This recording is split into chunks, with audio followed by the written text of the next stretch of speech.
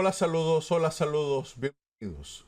En el día de hoy vamos a tener un conversatorio muy interesante, denso, amplio, porque vamos a tener todo el programa hablando sobre el crimen organizado en República Dominicana. También el tema de lo que tiene que ver con las cárceles, el Ministerio Público, la Procuraduría, todo este sistema penal, ¿no? Que habilita la prisión, no habilita la libertad, pero que al mismo tiempo se ha constituido en una especie de mercancía, es decir, la persona detenida ya se convierte después que cae dentro del sistema en una mercancía. Una mercancía quiere decir que todo lo que puede lograr, incluyendo su libertad, es económica, no es sobre la base de la inocencia o la culpabilidad. Entonces, el sistema del derecho procesal penal y el Código Penal habilita entonces una serie de variables garantistas. Y en el término garantista implica que el que paga, el que tiene puede pagar la fianza. Y si usted puede pagar la fianza, es decir, en gran medida, un sistema tan débil, con tanta fragilidad, implica comprar su libertad, como antes cuando eran los esclavos. Usted compra su libertad. Entonces, Virgilio Almanzar de los Derechos Humanos, está con nosotros. Habíamos estado interesados en conversar con él en referencia a este tema. Muy buenas y bienvenido. Muchísimas gracias por la invitación y a todo el pueblo dominicano. Esperamos que nosotros podamos ayudar a aclarar algunas cosas que conocemos y hemos visto y hemos tratado de ver cómo se resuelven y veremos qué podemos hacer. Bien, Virgilio, fuera del aire conversábamos sobre lo que escucharon la audiencia en el aire. Entonces, yo quiero que tú veas un video. Tú vas a ver 3 videos en todo el proceso de la entrevista. Y de esos videos son declaraciones, testimonios que tienen que ver con las ejecuciones extrajudiciales. ¿No? ¿Te parece? Sí, cómo no. Sí, bien. Señor director, perdón, saludos a toda la audiencia, saludos a todos donde quiera que estén, en el exterior, en el interior, en los distritos municipales, en los municipios de Los Cables. Señor director, vamos a ver el primer video. El primer video para entonces luego caer con Virgilio. Una ejecución extrajudicial. ¿Sabes de qué se trata? Es un asesinato deliberado sin justificación legal cometido por agentes estatales como la policía, la Fuerza Armada o custodios penitenciarios.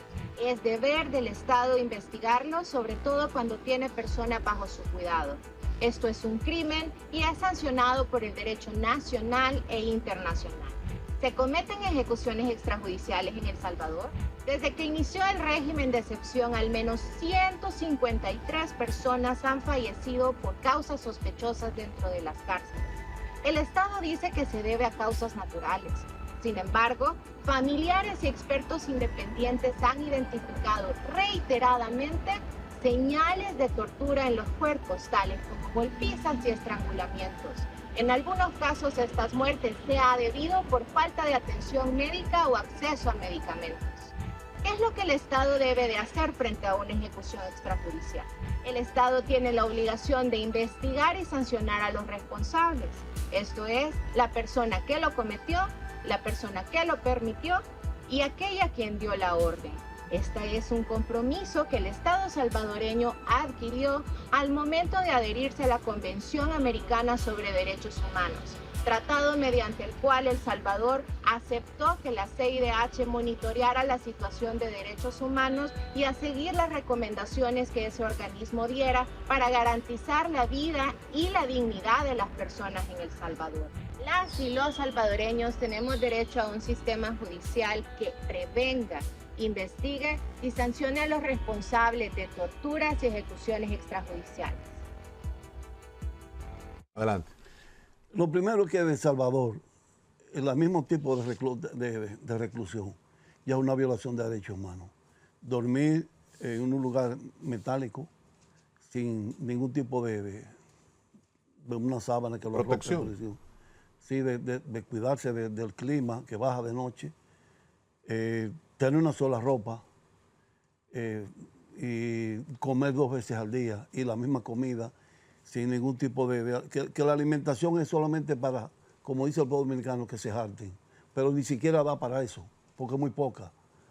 Y además no es variada, o sea, no es una nutrición completa, que es un ser humano, porque por más crímenes que ha cometido, no ha dejado de ser un ser humano, o que se le imputen, pero hay que demostrárselo en la justicia, que son así, pero yo como quiera, desde que llega ahí al SECOT, como se llama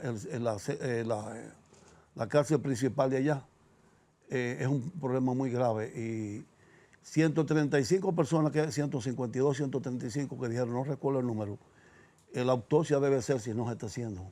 Ya otra violación más a lo que debe ser el protocolo de los derechos humanos, responderle a la gente. Y el Ministerio Público se ha hecho cómplice del poder Ejecutivo, que es quien está dando la sola y haciendo todo de estos crímenes, porque es un crimen.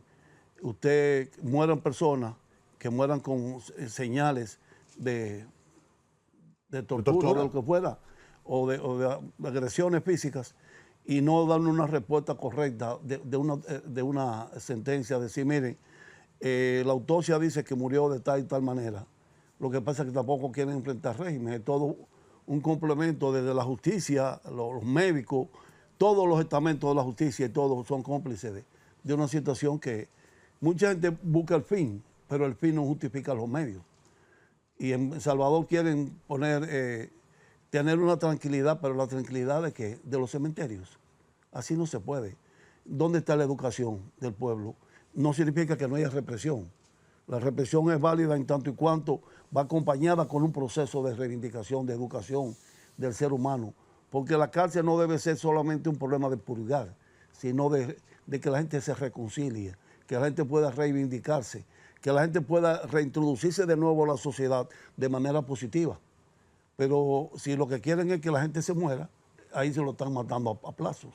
Claro. Y eso es inhumano. Una cosa, pusimos a San Salvador, por el tema de la propaganda positiva del régimen de Bukele, un régimen de fuerza. Entonces, eso conculca los derechos fundamentales. Correcto.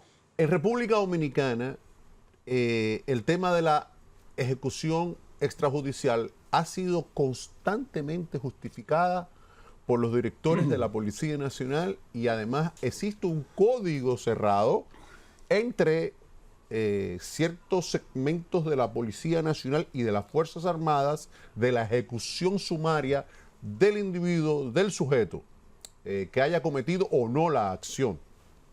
Correcto. Oye, hay un problema ante la irresponsabilidad de la justicia de no castigar a los delincuentes. Entonces, el eslabón más débil del problema es la Policía Nacional. Entonces, la gente busca, la policía es responsable, Pero si una persona tiene 15 fichas y está en la calle, no puede ser de la policía, es de los magistrados, tanto fiscales como los jueces. Entonces, la gente no señala hacia allá. Entonces, la policía le busca una respuesta a eso, y la respuesta que busca es ejecutándolo. Cuando hay muchas ejecuciones, porque ha habido una situación que se le puede ir de las manos, entonces políticamente se da la orden, aplicación de 29. 29 es la orden de 29, pongo los 29 y lo ponen en 29, y tú oyes muchas veces en la radio, yo lo he oído muchas veces que dicen, cuando estoy cercano, está en 28 avanzado, o sea, está grave de muerte, entonces le dicen, dele su paseo. O sea, que salen con él en la camioneta. Para limpiarlo. No solamente eso, sino a ver otro caso, dando tiempo para que se muera. Claro. Entonces, son situaciones muy inhumanas, pero la principal responsable no es la policía aunque la ejecuta, es la justicia, porque la policía es un estamento de la justicia. Lo único que hacer la parte que el pueblo señala, ella es la que ejecuta, pero es que también tenemos los jueces que nunca quieren ser un juez. ¿Cuántos jueces han sido denunciados y traducidos a la justicia por ser venales? No hay. Una pregunta. ¿Cuántos fiscales hay? Pero para eso vamos a seguir ahora. Sí. Es para darles hilo a lo que tú decías sobre el tema de la justicia, porque existe ese código secreto, existe. Incluso hay grupos dentro de la policía que anteriormente le decían los acabarrápidos, eran las personas. O el equipo. O el equipo, exacto, el equipito, exacto. Entonces, ¿qué quiere decir eso? Que entonces el narcotráfico, o digámoslo mejor, crimen organizado internacional ha podido entonces permear la compra de la sentencia desde que el individuo o el delito o el crimen o se traduce la información en el cuartel, que el cuartel va a la fiscalía al juez, el juez, al proceso. Entonces, hablemos de eso. Pero también yo quiero agregar ahí de cómo estamentos de la policía también ejecutan órdenes de ciertos grupos delincuenciales. Claro, de carteles. Correcto. El ejemplo es más palpable que podemos ver es cómo 3 agentes de la DNCD y 2 que eran miembros al mismo tiempo de la Armada Dominicana son ejecutados. Por ejemplo. Se vieron en videos y se comprobó que lo agarraron vivo y estaban sentados en la serie, después vienen para y lo meten en la cabaña. ¿Por qué no se ha dicho quién ordenó matarlo? Se hay una información que dice que una persona ofreció tantos millones por eso. Y se dice quién es. Y yo, me dijeron quién fue. Me dijeron, fue fulano que dio la orden. Pero entonces, ¿cómo organismo de tanta sensibilidad y de tanto poder en la policía ejecuta eso y no pasa nada? Hay una complicidad desde el poder del Ministerio Público que tiene que hacer una investigación porque es la que representa los derechos de la ciudadanía, es el último garante de los derechos. Entonces, la propia justicia, la Suprema que ha dicho. A eso se suma, Virgilio, para ser honesto, que escuchando uno a las fiscales que están encargadas de esos departamentos, se establece, por ejemplo, hoy que estamos grabando esta entrevista, hoy es lunes a la hora que grabamos esta entrevista, esas fiscales, esas directoras hablan de escasez de fiscales para llevar casos de violencia, etcétera. Y el caso del crimen, delito cibernético. Hay una escasez de ello, entonces también hay un tema presupuestario, ¿no? En todo esto. Correcto, yo estoy de acuerdo contigo. Hay lugares, por ejemplo, que el fiscal va a las 11 de la mañana y a las 2 de la tarde se va. Y tienen que esperar el otro día para que él venga. Y cuando se quiere negociar un destacamento, el coronel no aparece. Claro, porque entonces, es parte de la... Esa gente viene y dice, bueno, el coronel no aparece, pero si tú quieres, vamos a ver cómo yo te ayudo. Consígueme tanto para ver cómo... Para ver cómo garantizamos la libertad de este individuo o la custodia. Correcto, o el coronel tú sabes que está enfermo o tiene que hacer tal cosa y lo van a mandar por un servicio y tal vez no viene hasta pasado mañana y toda la familia se desespera y resuelve así. Pero es una situación muy complicada. Realmente aquí necesitamos fiscales más probos. A los fiscales también hay que hacerle arqueos. Hay que hacerle... Auditarlos. Sí, revisarle todo su trabajo y ver qué pasa. Porque no es posible, por ejemplo, que en la zona oriental se hagan tantos desalojos que la gente dice que son ilegales. Por ejemplo. Sí, pero se desalojan 500 familias. Que cada desalojo conlleva una cifra económica. Que hay que pagarle a los policías. Para mover... para moverlo y también hay que pagarle a una banda de delincuentes. Para que invadan. Para que invadan y también se roben cosas de la población. Los ajuares. Los ajuares. Y lo destruyen a todo el mundo. Mira una cosa. Entonces, perdóname. Ajá. Y quiero aprovechar esto para acá. Yo quiero invitar a la nueva procuradora en la República que investigue. Cuando quiere yo puedo hacerlo con ella solamente. O tal vez con Danilza Cruz, que es una magistrada para mí muy honesta. ¿Por qué a un fiscal no le quieren llamar terrateniente sino terrafiscal? Porque ellos dicen que es un teniente que tiene tierra, dice la gente del pueblo. Sí. Pero que este fiscal tiene más tierra que todos los terratenientes. Él mismo, cuando comprueba que realmente la tierra era del CEA y no tenía papeles la gente, él tiene una oficina de abogados que le saca el papel a eso de manera inmediata y tiene la mafia para resolver eso. Y dicen que ya tiene tierra que puede formar un consorcio. Una cosa, estamos viendo casos patéticos, como por ejemplo muchas desapariciones de jóvenes.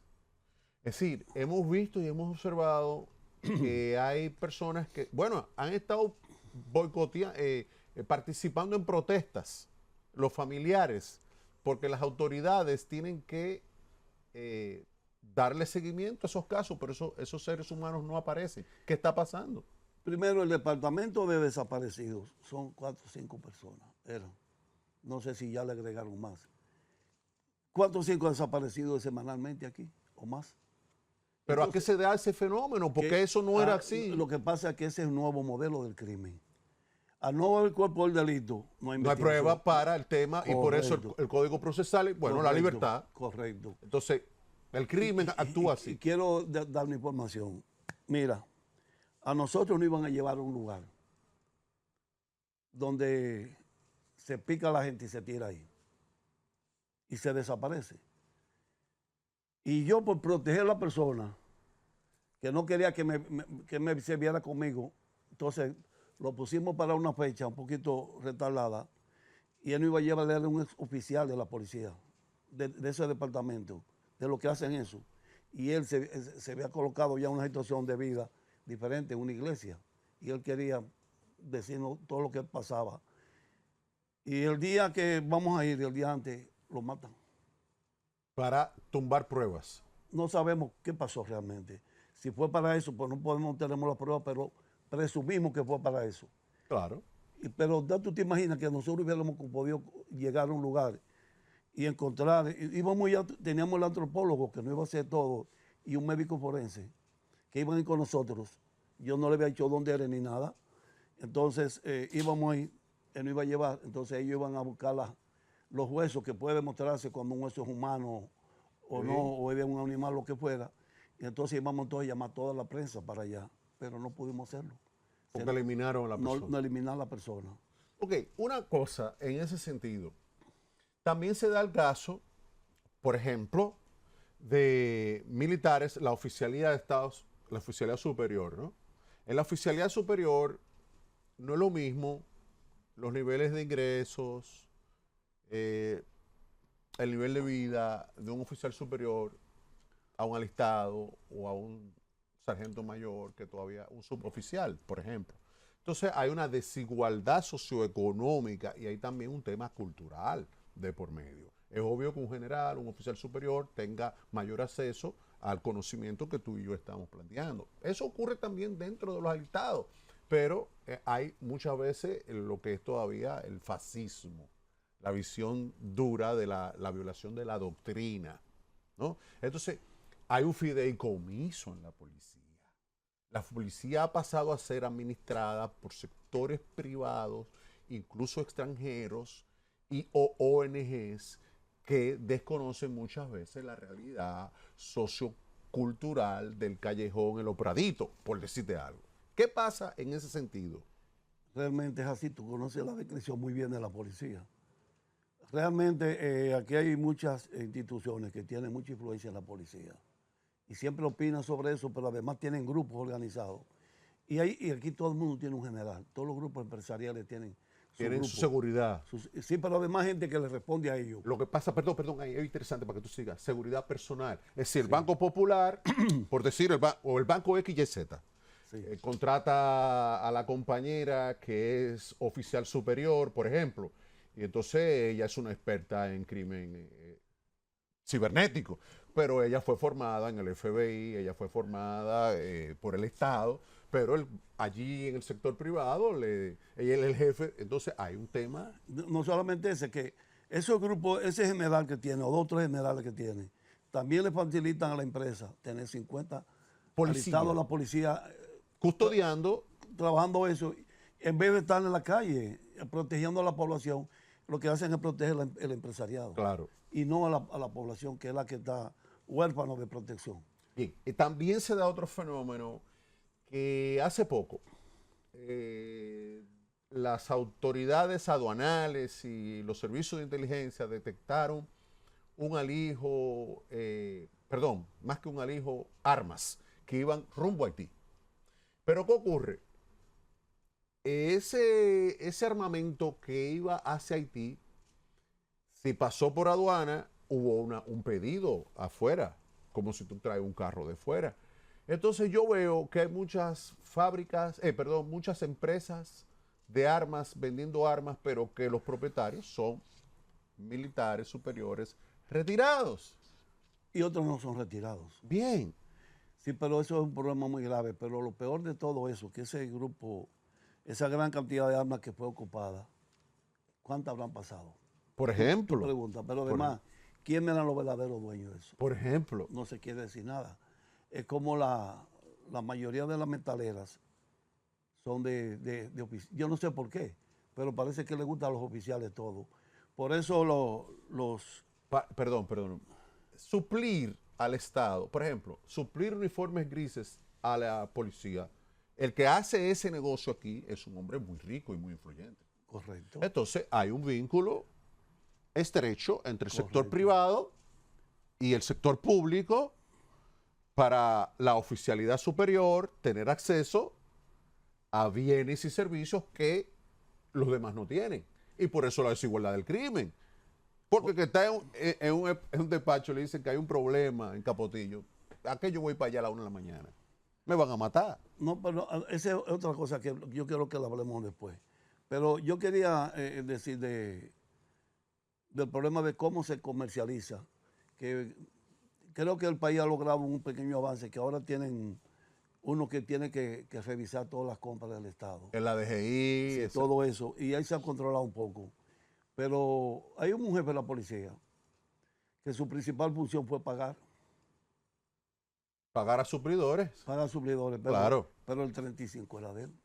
Porque el combustible, ¿no? Que es la esencia fundamental, no es el armamento, es el combustible donde está el dinero. ¿No? Entonces, vamos a seguir. Sí, pero si en el combustible, también el que suplía las botas, los uniformes, para pagarle a esa gente había que darle un 35. Parece que también sobrevaluaban los uniformes de caro, y entonces al final, para perderse todo. También se da algo. Pero nadie le llamó la atención a esa persona. Pero también hay algo que se da respecto de los que son directores. Tú sabes que esas personas son muy bien formadas. Los oficiales superiores dominicanos son muy bien formados. Y cuando hablamos de bien formados es que son muy profesionales en la ejecución de la investigación. Ahora bien, esos directores, en el cambio de gobierno, en los cambios de gobierno que existieron recientemente, han preferido irse al sector privado a brindar sus servicios profesionales, porque después del fideicomiso hubo recortes administrativos y le quitaron los especialismos a esos oficiales. Y también en la pandemia hubo mucho retraso de los pagos de los especialismos y muchos oficiales superiores jóvenes prefirieron el retiro. Retírame, que yo me voy al sector privado y abandono. Pero entonces eso incidió en que el crimen organizado cooptara información, que hubo un escándalo en la fiscalía, porque el crimen organizado logró penetrar las computadoras de la Procuraduría en la gestión de la señora Germán. Sí, es una situación realmente muy difícil que estamos pasando, porque eso te lleva a ti que la gente se quiera sentir segura en qué país estamos y cómo se va a responder, la justicia va a responder, siendo un garante real de cómo custodiar al pueblo cuando la propia Procuraduría fue penetrada, fue infiltrada. Y es una situación realmente que tú lo ves así. ¿Y cuántos hay detenidos alrededor de eso? ¿Cuánta complicidad hubo ahí? De la parte no solamente que eran miembros de la Procuraduría, sino de los de fuera. ¿Cuáles empresarios están detenidos? No hay uno solo. Bien. Vamos a una pausa, Virgilio. Sí, pero antes de eso, no te olvides que vamos a hablar de la desaparición. Claro. De la desaparición política como la de Juan Almonte. Claro. El tema, tú hablas del crimen político. Correcto. Espérate. Pero antes de irnos a una pausa, Virgilio, hay un tema fundamental que lo vamos a dejar ahí sobre el tema de la desaparición. Según las autoridades, 70 toneladas de cocaína en 5 años.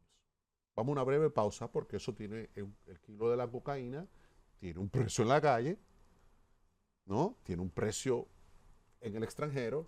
Y a ver qué está pasando. 70 toneladas de cocaína. Pausa, no se vaya. Estamos conversando con Virgilio Almanza. Quédese. Acabará en merengue y si no habla con cuidado, se quedará como perico abajo.